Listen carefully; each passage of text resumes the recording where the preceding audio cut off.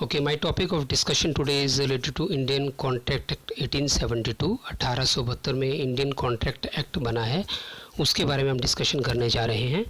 So in the initial chapter, in the initial PPT जो मैंने पहले जो आपको लेक्चर्स दिए उसमें मैंने कुछ चीज़ें आपको बताई थी। What are the various essentials of a valid contract. एक जो कॉन्ट्रैक्ट होता है उसके लिए कौन कौन से ज़रूरी चीज़ें होती हैं। तो उसमें मैंने एक इम्पॉर्टेंट पॉइंट आपको कहा था, ऑफ़र एंड एक्सेप्टेंस। उसके अलावा मैंने आपको और भी चीज़ें डिस्कस की थी वहाँ पर, that for example who are eligible to make a contract, कौन कौन से लोग जो है कॉन्ट्रैक्ट कर सकते हैं। For example minor can contract और नॉट, एक 18 साल से कम उम्र का जो पर्सन है वो कॉन्ट्रैक्ट कर सकता है या नहीं कर सकता है। उसके अलावा पर्सन ऑफ साउंड माइंड, जिसका जो मानसिक तौर पे सही जिसकी पोजीशन हो, that one person can only contract, otherwise वो कॉन्ट्रैक्ट नहीं कर सकता। ऐसे मैंने कुछ चीज़ें इसेंशियल एलिमेंट्स कहे थे कॉन्ट्रैक्ट के लिए। तो उसी तरह से मैंने फ्री कंसेंट कहा था, तो आपको पिछली स्लाइड्स में मैंने वो चीज़ें आपको बताई हैं। Now my topic of discussion today is related to offer and acceptance. ये भी बहुत एक इंपॉर्टेंट पॉइंट है कॉन्ट्रैक्ट करने के लिए। Now there are basically two parties to make a contract. One party makes the offer and another party makes the acceptance of the contract. एक party offer करती है और दूसरी पार्टी कॉन्ट्रैक्ट में एक्सेप्टेंस करती है। ये दो पार्टीज का होना बहुत ही ज़रूरी है, उसके बिना कभी कॉन्ट्रैक्ट नहीं हो सकता। No one contract can be completed unless and until there are two parties to the contract. Now the party which is making the offer, the person who makes an offer is called offerer। यानी जो person offer करता है किसी contract करने के लिए कि मैं पर्टिकुलरली आपके लिए, फॉर एग्जांपल ए बी को कहता है कि I want to sell my car to you. A ने बी को कहा मैं आपको अपनी कार बेचना चाहता हूँ 1 लाख रुपए में। Now this person A is offeror, क्योंकि वो ऑफ़र कर रहा है कार बेचने के लिए, अपनी कार वो बेचना चाहता है बी को, ठीक है। और बी जो है B is offeree. Basically offeree is the person who accepts the offer and that one person is known as offeree. यानी जो एक्सेप्ट करता है, रिजेक्ट भी कर सकता है, लेकिन नॉर्मली ऑफर जो एक्सेप्ट करता है, बी ने कहा मैं आपकी कार ले लूँगा 1 लाख रुपए में, तो इस केस में ए इज़ ऑफरर जो ऑफ़र कर रहा है and B is the offeree जो ऑफ़र को एक्सेप्ट कर रहा है। सो ये दो बहुत ही इंपॉर्टेंट पार्टीज़ हैं। When the offer is accepted, जब ऑफ़र एक्सेप्ट कर ली जाती है ऑफरी के बाद, ऑफरी के द्वारा जो दूसरी पार्टी यानी बी जो है ऑफ़र को एक्सेप्ट कर लेता है, then this is called a binding contract. उसे बाइंडिंग कॉन्ट्रैक्ट कहते हैं। Now what is the binding? Bind का मतलब है जैसे बुक जो होती है उसके सभी पेजेस को इकट्ठा करने के लिए हम बाइंडिंग करवाते हैं, ठीक है, कवर चढ़वाते हैं। पुराने छोटी क्लासेज में आप करवाते होंगे, एट प्रेजेंट तो शायद ना करवाते हो। यानी बाइंड कर देता है, इकट्ठा बांध के रखता है, यानी दोनों पार्टी इसको इकट्ठा बांध के रख देता है वो contract. So this is important issue related to the contract. One party makes the offer and another party makes the acceptance of the contract. ये बहुत ही इंपॉर्टेंट चीज़ है। देन आफ्टर दैट प्रपोजल और ऑफर। हमने ऑफर के बारे में पहले बात कर ली, इसे प्रपोजल भी कहा जाता है। This is also known as a proposal. Now what is proposal? The question arises one were person signifies his willingness to do. ये बेसिकली डेफिनेशन है प्रपोजल की या ऑफर की। I have broken these definition in few points. 5 points में मैंने divide कर लिया है, लेकिन इकट्ठी ये सारी डेफिनेशन बनती है। एक लाइन में आप इसे लिख सकते हो, मैंने इसे ब्रेक किया है। When one person signifies his willingness to do, यानी कोई एक पर्सन, कोई भी एक पर्सन, जैसे मैंने एक एग्जांपल दिया ए जो है is signifies his willingness to do, यानी अपनी इच्छा, विलिंग का मतलब अपनी इच्छा जताता है। हिज विलिंगनेस टू डू यानी कुछ ऐसा काम करना चाहता है, कोई काम करना चाहता है वो। That person A wants to do something, जैसे मैंने आपको पिछले एग्जांपल में कहा, when one person signifies his willingness to do, यानी कोई एक पर्सन अपनी इच्छा जताता है किसी काम को करने के लिए। और to abstain from doing anything, और एब्सटेन फ्रॉम डूइंग एनीथिंग, या किसी काम को ना करने के लिए कहता है कि वो काम नहीं करना है। जो मैंने एग्जांपल कार वाला दिया उसमें तो कहा ये नहीं कि मैं आपको कार बेचना चाहता हूँ, लेकिन ऐसा कोई काम भी हो सकता है जिसमें कि वो मना कर रहा हो, तो एग्जांपल हम देखेंगे बाद में। But otherwise abstain from doing का मतलब फ्रॉम डूइंग एनीथिंग, यानी कोई काम करने के लिए इनकार करने की बात कर रहा हो, वो भी हो सकता है। With a view to obtain the assent of that other, with a view to obtain the assent, यानी दूसरी जो पार्टी यानी बी की मैंने बात की, want that one person wants to take assent, यानी कि उसकी रजामंदी लेना चाहता है कि आप उस चीज़ को करोगे या नहीं करोगे। ए ने बी को कहा कि मैं आपको कार बेचना चाहता हूँ, बी से रजामंदी लेना चाहता है बेसिकली ये, that whether he wants to purchase the car और नॉट, वो कार खरीदना चाहता है या नहीं खरीदना चाहता है। टू डू सच एक्ट और abstinence is called to make a proposal, इस तरह का कोई काम करना, एक्ट यानी काम करना या काम करना, एब्सटेंस तो थोड़ा डिक्शनरी में देखना पड़ेगा आपको, इसका मीनिंग आप गूगल में देख सकते हो एब्सटेंस का मीनिंग या एब्सटेन जो वर्ड है, फिर भी नॉर्मली जो एक रफली मीनिंग इसका मैं कह सकता हूँ ये है कि किसी काम को इनकार कर दिया, उस यानी इनकार करने के लिए या फिर काम को करने के लिए जो पर्सन सोच रहा है, this type of act is called proposal, इसे प्रपोजल कहा जाता है या ऑफर कहा जाता है।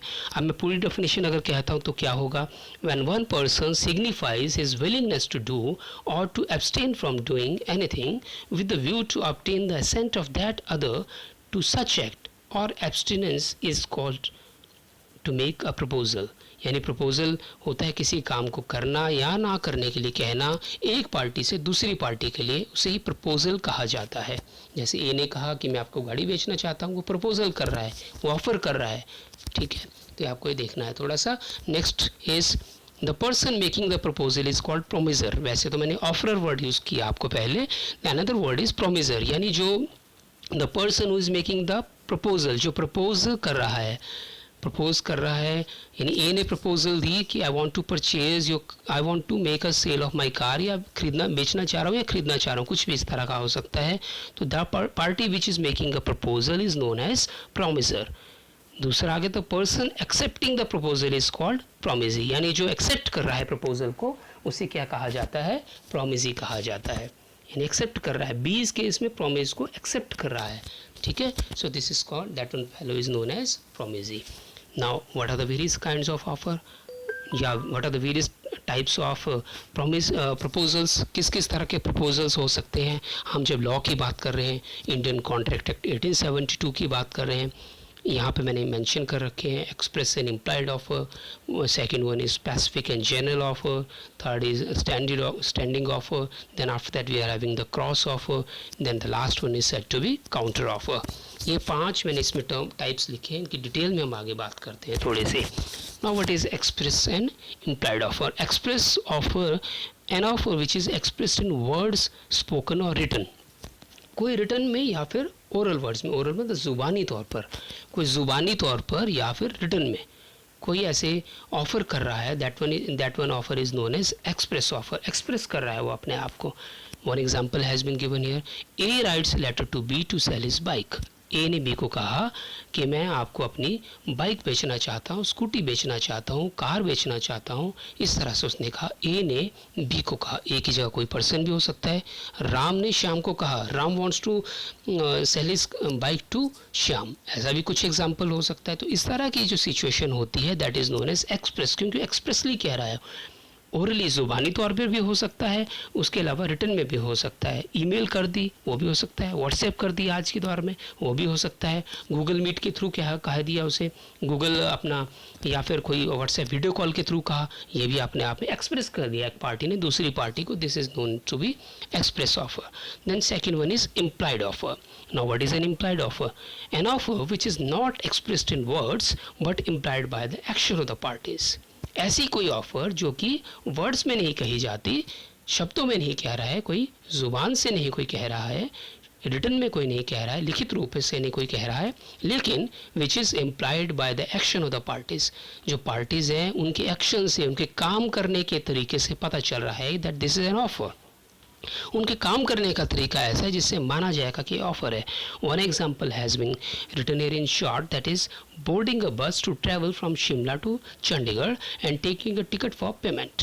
यानी एक कोई पर्सन, मान लीजिए आपके देहरा से चंडीगढ़ जा रहा है, शिमला से चंडीगढ़ जा रहा है कोई पर्सन, ऑटोमेटिकली ये इम्प्लाइड ऑफर है, यानी जो पर्सन बस में एक बार एंटर हो गया ये माना जाएगा कोई ट्रैवल करना चाह रहा है, ज़रूर नहीं चंडीगढ़, रास्ते में भी उतर सकता है, वो हो सकता है वो चिंतपूर्णी तक जाना चाह रहा है, ऊना तक जाना चाह रहा है, वो रास्ते में किसी और जगह मोहाली जाना चाह रहा है, कहीं भी हो सकता है, लेकिन ये माना जाएगा कि एक बार एक बस में एंटर हो चुका है, it means that one person is interested in the contract. यहाँ पे रिटर्न नहीं था, ये शब्दों से भी कुछ नहीं कहा गया, जाकर वो सीट पर बैठ गया पर्सन या फिर बस में खड़ा हो गया, is in standing position in the bus. तो ये क्या है, दिस इज इम्प्लाइड ऑफर। हमारा एक्शन ऐसा था, हम बस में एंटर हो गए, ऑटोमेटिकली एक ऑफर हो गया हमारी तरफ से। Now the conductor is coming to our sales, वो एक्सेप्ट हमने वहाँ पे कंडक्टर आएगा, हमने जब एक बार कंडक्टर हमारे पास आता है टिकट के लिए कहता है, तो क्या हो गया ये, दैट इज़ एक्सेप्टेंस। वहाँ पर एक्सेप्टेंस हो गई, उन्होंने कॉन्ट्रैक्ट पूरा हो गया कॉन्ट्रैक्ट। और टर्म्स एंड कंडीशंस बाकायदा लिखी होती है टिकट के बैक साइड में, आप देखें, सवारी अपने सामान के लिए खुद जिम्मेवार होगी या फिर अपने सामान की स्वयं रक्षा करे, ऐसी कुछ कंडीशंस लिखी होती हैं, वो समझना ज़रूरी है, वो कॉन्ट्रैक्ट के अंदर है। तो मैंने आपको दो तरह की चीज़ें कही, one was expressed and one was implied offer. Express का मतलब which is expressed in words, either written or oral, ज़ुबानी तौर पर या फिर रिटर्न में हो सकती है, और इम्प्लाइड होती है that is from the action of the parties. तो हमने बात की इस बारे में। Second one, then after that we are having a specific and general offer. Now what is a specific offer and what is a general offer? Specific offer is that offer which is made to specific person in the society.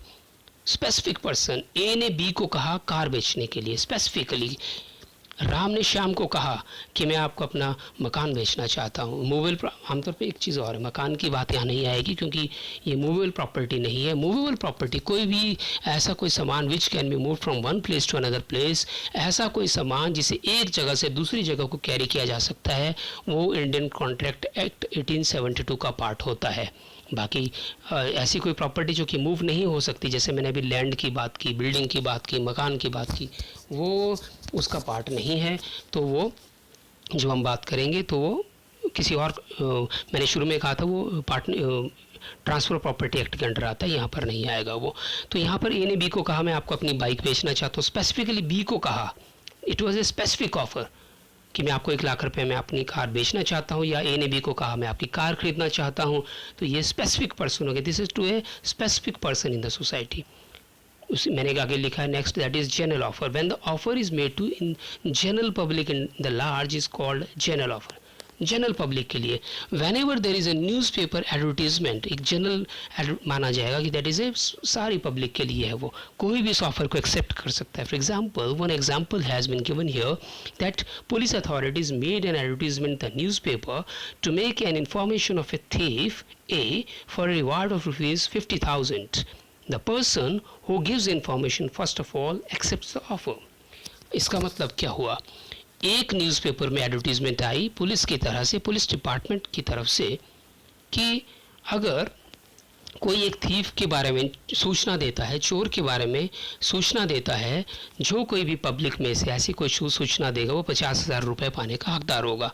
वैसे तो information सभी को मिली, कोई भी newspaper पढ़ सकता है, वो देखा हो किसी ने चोर को, वो बता सकता है, वो उसको 50,000 रुपये मिल जाएंगे। It is a general offer, general है।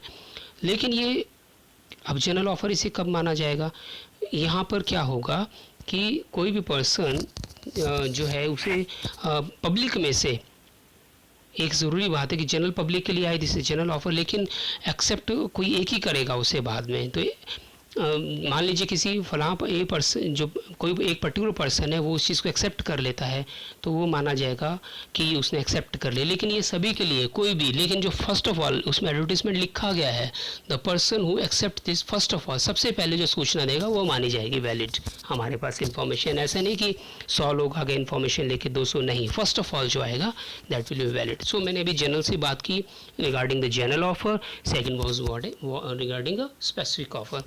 उसके बाद हम बात करें स्टैंडिंग और ओपन और कंटिन्यूइंग ऑफर। ये क्या होती है, N offer which remains open for acceptance over a period of time, यानी एक लंबे समय के लिए जो ऑफ़र ओपन रहती है, लंबा समय एक स्पेसिफिक पीरियड के लिए ओपन रहती है, उसे स्टैंडिंग ऑफर कहा जाता है। तो जब तक उसे वापस विड्रॉ नहीं किया जाता, वापस नहीं ले लेते, तब तक उसे स्टैंडिंग ऑफर कहा जाता है। One example has been given in the book also. मैं जो भी फ़िलहाल आपको जो ये बता रहा हूँ कल्याणी पब्लिकेशन से पढ़ा रहा हूँ, हो सकता है कभी बीच में मैं टॉपिक कोई वीके पब्लिकेशन से पढ़ाऊँ, कभी हो सकता है मैं शर्मा पब्लिकेशन से पढ़ाऊँ। कभी मैं हो सकता है अपने आप मेरे पास कुछ और बुक्स हैं वहाँ से पढ़ा सकता हूँ, तो आप अपने यहाँ पर तो मैं इन्फॉर्मेशन डाल रहा हूँ, हो सकता है डायरेक्टली एग्जांपल आपके बुक में यहाँ हो या ना हो, that is a separate issue, but आपको जनरली चीज़ें समझनी सारी की सारी प्रॉपरली क्या है, ठीक है। तो एग्जाम्पल जो यहाँ पर है, यहाँ पे A made an offer to supply the coal from September 2019 to April 2020। A ने जो था वो एक ऑफ़र की कि मैं कोल की सप्लाई करना चाहता हूँ, कोयले की सप्लाई करना चाह रहा हूँ सितंबर 2019 से लेकर मार्च 2020 तक या अप्रैल 2020 तक। इस पीरियड के बीच में कोई भी कोल उनसे परचेज़ कर सकता है। अब मान लीजिए कोई उसके बाद परचेज़ करना चाहता है, वो मई के महीने में आ रहा है परचेज़ करने के लिए, मई 2020 में, तो ये ओपन नहीं है, उस टाइम क्लोज़ हो चुकी होगी ऑफ़र। लेकिन this offer is open till April 2020, तो मार्च में कोई बी जो है अपना कोल की सप्लाई करने के लिए कहता है ए को, this is valid, this is standing open और कंटिन्यूइंग ऑफ़र, ये स्टैंडिंग ऑफ़र माना जाएगा। One example is there regarding tender. Normally newspaper में आप अगर देखें टेंडर्स आते हैं, कभी पीडब्ल्यूडी डिपार्टमेंट देता है, कभी कोई मान लीजिए कोई आईपीएच डिपार्टमेंट देता है, कोई भी डिपार्टमेंट कोई भी हो सकता है टेंडर, यानी ओपन ऑफ़र है ये। इनविटेशन टू ऑफ़र है बेसिकली, वो मैं बाद में बात करूंगा। इनविटेशन टू ऑफ़र क्या है? एडवर्टीजमेंट आती है न्यूज़पेपर में, tender is open from this period to this time period, इतने टाइम के लिए, 1 महीने के लिए टेंडर ओपन है। तो टेंडर ओपन है, इसका मतलब ऑफ़र उस पर्टिकुलर टाइम में कोई भी कर सकता है कि हम सप्लाई करना चाहते हैं, ठीक है, तो वो कर सकते हैं उस पीरियड में। उसके बाद डिपार्टमेंट अगर उस चीज़ को ऑफ़र को एक्सेप्ट कर लेता है, दैन दिस से बाइंडिंग कॉन्ट्रैक्ट, वो कॉन्ट्रैक्ट बन जाता है। तो this is related to standing open और continuing offer. Then after that we are having cross offers. Now what are the cross offers? ये क्रॉस ऑफर्स होती क्या हैं? When offer is made by two persons to each other with similar terms of bargain cross each other in the post is called cross offer. Cross offer का मतलब क्या होता है? जब दो पर्सन्स ए और बी या कोई भी दो पर्सन्स हो सकते हैं, सेम ऑफ़र कर रहे हैं, ठीक है। तो मान लीजिए ए ने बी को कहा कि मैं आपको अपना फ्रिज बेचना चाहता हूँ, ठीक है। उन्होंने बाई पोस्ट भेज दिया या ईमेल कर दिया, किसी और मोड से बाई पोस्ट मान लीजिए भेजा। ए ने बी को कहा मैं आपको 6,000 रुपये अपना फ्रिज बेचना चाहता हूँ, और in the same time B ने भी अपने अलग से अपना पोस्ट कर दिया, कोई ऐसा डॉक्यूमेंट बाय पोस्ट भेज दिया, बाय कोरियर भेज दिया कि मैं आपका फ्रिज खरीदना चाहता हूँ। अमाउंट उसने भी सेम कहा 8,000 रुपये में। तो यहाँ पर क्या होगा? दिस इज कॉल्ड है क्रॉस ऑफर, क्योंकि दोनों पार्टीज एक ही चीज़, एक ही कंडीशंस कह रही हैं, ठीक है। तो आपस में दोनों की टर्म्स एक दूसरे के साथ मैच, मतलब कहने का ऑफ़र दोनों ने की। तो offer is made by two persons cross each other, दोनों क्रॉस कर रही है, पोस्ट बाय पोस्ट जो क्रॉस कर रही है एक दूसरे को, ठीक है। तो this is called a cross offer, और this is not a valid offer, एक कॉन्ट्रैक्ट नहीं माना जाएगा। इसका मतलब ये नहीं है कि ए नहीं कह सकता कि मैंने आपको फ्रिज बेचने के लिए कहा था, और बी ने ऑटोमेटिकली वो अपना अलग से उसने ऑफ़र की कि मैं आपसे ख़रीदना चाहता हूँ। ऑटोमेटिकली कॉन्ट्रैक्ट नहीं बन गया ये तभी कॉन्ट्रैक्ट बनेगा जब दोनों, ए मान लीजिए ऑफ़र करता है और बी उसकी ऑफ़र के बाद, लेटर पहुंचने के बाद, ये जो भी सिचुएशन है उसके बाद वो एक्सेप्ट करता है, तब जाके, ये नहीं कि बी अलग से उसे फिर से ऑफ़र कर रहा है अलग से कि मैं आपका फ्रिज खरीदना चाहता हूँ। अगर ऐसा कुछ होता है that is not a valid contract. Case has been given here, Tinn versus Hoffman. ये क्या था? A wrote to B to sell 800 tons of iron. A ने बी को कहा कि मैं आपको 800 टन जो है आयरन के प्रोडक्ट्स बेचना चाहता हूँ, और उसी दिन on the same day B wrote to A to buy 800 tons of iron at same particular price. तो बी ने भी कहा मैं आपसे आयरन खरीदना चाहता हूँ 800 टन, और प्राइस उसने भी, दोनों ने एक ही प्राइस कहा, तो ये अपने आप में कॉन्ट्रैक्ट नहीं बना। तो बी ने इस पे कोर्ट में केस कर दिया that there is a binding contract, contract बन गया। क्यों? क्योंकि ए ने ऑलरेडी कहा था 800 टन बेचने के लिए, और मैंने अलग से कह दिया 800 टन मुझे खरीदने हैं, लेकिन इसका मतलब ये कोर्ट ने कहा ये कॉन्ट्रैक्ट नहीं बना, this is not a valid contract. Why? Because the offers are जो है वो ऑफ़र जो है आपस में एक दूसरे से क्रॉस हुई है। ए ने भी ऑफ़र किया, उधर बी ने भी ऑफ़र किया, तो दोनों आपस में क्रॉस हो गई है, तो ये कॉन्ट्रैक्ट नहीं बना। जबकि ऐसा होना चाहिए था, ए अगर ऑफ़र करता तो बी उसे अलग से एक्सेप्ट करता, then that was said to be a valid offer. This was the case Tinn versus Hoffman. Next is counter offer. Now whenever offerer makes an offer to offeree, it must be accepted by offeree unconditionally. बहुत important चीज़ है। यहाँ पर मान लीजिए कोई A B को कहता है मैं आपको अपना मोबाइल फ़ोन बेचना चाहता हूँ और अनकंडीशनली बी को एक्सेप्ट करना है। 8,000 रुपये में बेचने की बात की ए ने बी को अपना मोबाइल फ़ोन, लेकिन बी कहता है मैं 6500 रुपये में आपका मोबाइल ख़रीदूँगा। ठीक है, तो यहाँ पे क्या हुआ, उसने अपनी कंडीशन लगा दी अलग से। तो इन द मीन टाइम ए का कहता है कि नहीं, मैं आपको 6500 में नहीं बेचूंगा और मुझे आपका मोबाइल बेचना ही नहीं है। जब ए ने कहा कि मैं आपको मोबाइल बेचना ही नहीं है, तो बी कहता है कोई बात नहीं, आप 6500 का नहीं, कोई बात नहीं, आप 8,000 में मुझे मोबाइल बेच दीजिए जो आप रेट कह रहे थे। तो ये क्या हुआ, this is called counter offer. Counter offer का मतलब उसने अपनी कंडीशन लगा दी थी, लेकिन एक बार कंडीशन, यहाँ पे अगले पॉइंट में क्या कह रहा हूँ, it's certain conditions are attached by offeree it amounts to counter offer. ये तो मैंने कहा कि अगर ऑफरी जो है, जो दूसरी पार्टी अपनी कंडीशंस लगाती है, तो ये क्या माना जाएगा, counter offer. The counter offer lapses, अगर काउंटर ऑफर जो है लैप्स कर जाती है ओरिजिनल ऑफर से पहले, यानी कि जो ए है उसने पहले ही अपनी ऑफर विड्रॉ कर ली, 8,000 में बेचने को कह रहा था वो, लेकिन क्योंकि 6500 की उसने बात की बी ने, तो 8,000 में बेचने उसने मना कर दिया कि मैं 8,000 में भी नहीं बेचूंगा अब तो आपको। तो ये क्या होगा, this was the counter offer. और ये एक बार इस तरह की सिचुएशन हो, मतलब मेरा कहने का मतलब है 8,000 में उसने बेचने को कहा, 6500 में बी कह रहा था मैं आपको बेचूंगा, ए ने एग्री नहीं किया 6500 में बेचने में, और बाद में बी खुद ही मान गए, कोई बात नहीं, विड्रॉ नहीं किया ए ने अपना अमाउंट मोबाइल बेचने के लिए, लेकिन बी कह रहा है कि कोई बात नहीं, आप नहीं मानते हैं तो कोई बात नहीं, 8,000 में मुझे दे दीजिए। अब इसका मतलब क्या हुआ, जो उसने ऑफ़र ईद की थी ऑलरेडी ए ने, वो ऑलरेडी लैप्स हो गई, ख़त्म हो गई। काउंटर ऑफर जब एक बार आ जाती है, बी ने क्योंकि 6500 की बात की है, इसको ध्यान से समझिए, मैंने शुरुआत में थोड़ा सा गलत कह दिया, मैं फिर रिपीट कर रहा हूँ। ए ने कहा बी को 8,000 रुपये में मोबाइल बेचने की बात कही, बी ने कहा नहीं, मैं आपसे 6500 रुपये में मोबाइल खरीदूँगा। फिर ए ने कहा नहीं, मुझे आपको मोबाइल 6500 में आपको मैं नहीं बेचूँगा, तो मुझे मोबाइल नहीं बेचना है, कुछ इस तरह से वो कहने लगा। तो बी ने कहा कोई बात नहीं, आप 6500 में ना बेचें, मुझे 8,000 में मोबाइल बेच दें। सो ये क्या था, काउंटर ऑफर था, विड्रॉ कर रहा था एक, तो ये ऑटोमेटिकली क्या हो गया, ये ऑटोमेटिकली इसे रिवाइव नहीं किया जा सकता, ये कॉन्ट्रैक्ट ऑटोमेटिकली कैंसिल हो गया है। तो मैंने एग्जांपल भी आ गया, ऐसा ही कुछ ले रखा है। 12,000 रुपये में ए ने बी को टेलीविज़न बेचने की बात की, बी ने कहा 10,000 में ख़रीदूँगा, बाद में वो आपस में सेम जो मैंने एग्जाम्पल दिया उस सेम बेसिस से लिखा। तो हमने डिफरेंट चीज़ों की बात की, काउंटर ऑफ़र की बात की, क्रॉस ऑफर्स की बात की, एंड उससे पहले हमने स्टैंडिंग ओपन और कंटिन्यूइंग ऑफर्स की बात की, स्पेसिफिक एंड जनरल ऑफ़र की बात की, और उसके अलावा एक्सप्रेस्ड एंड इम्प्लाइड ऑफ़र की बात की। तो ये सारे जो थे हमारे टाइप्स ऑफ ऑफ़र थे। सो lecture is closed here. Thank you so much, आपने सुना ध्यान से।